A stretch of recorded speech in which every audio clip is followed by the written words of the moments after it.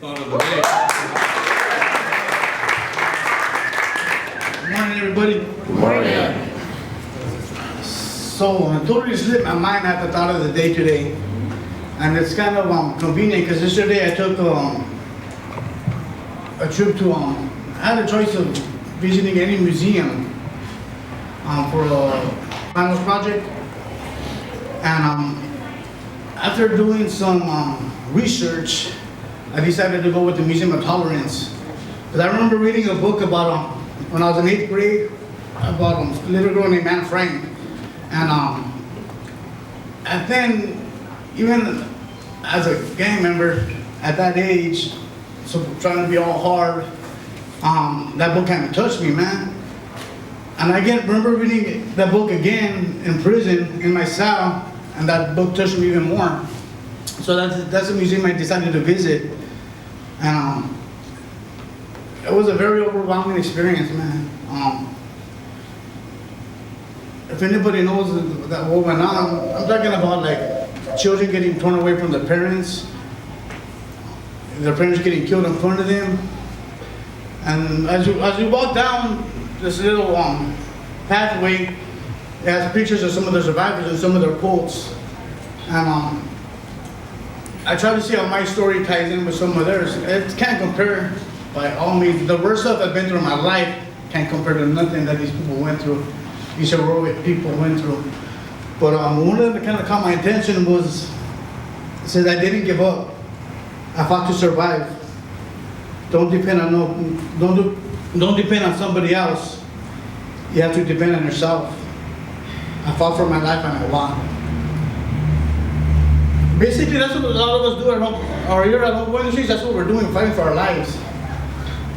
Every day we come here and we fight for our lives. We suit up, we boot up, we do what we gotta do. We clean windows, we clean the toilets, we wash dishes, whatever we do.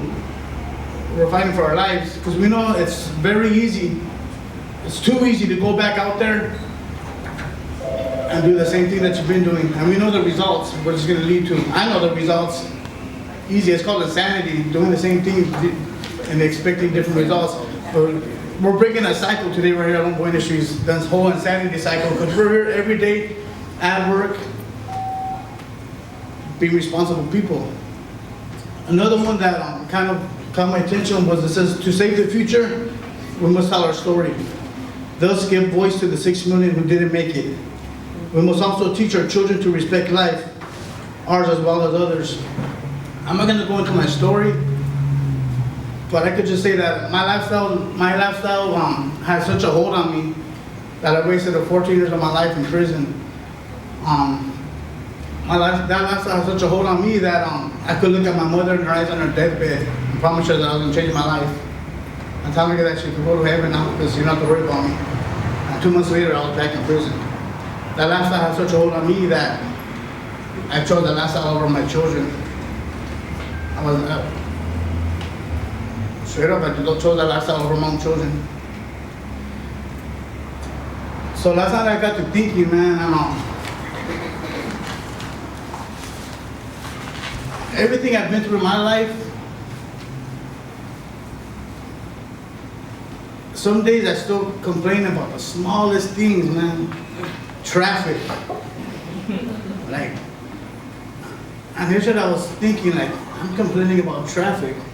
I don't have to drive to work. I don't have to come to work. I don't have to wash dishes. I don't have to go to school. I get to do that stuff, man. That's right.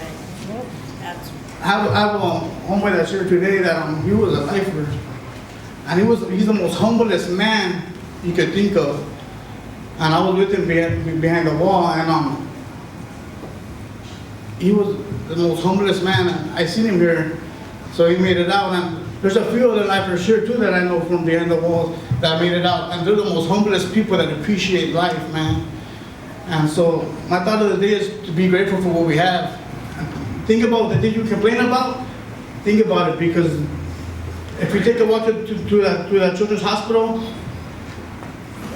you're really going to appreciate your life a lot more. So know the difference between things that we have to do and things that we get to do. So thank you for sharing my thoughts. That's right.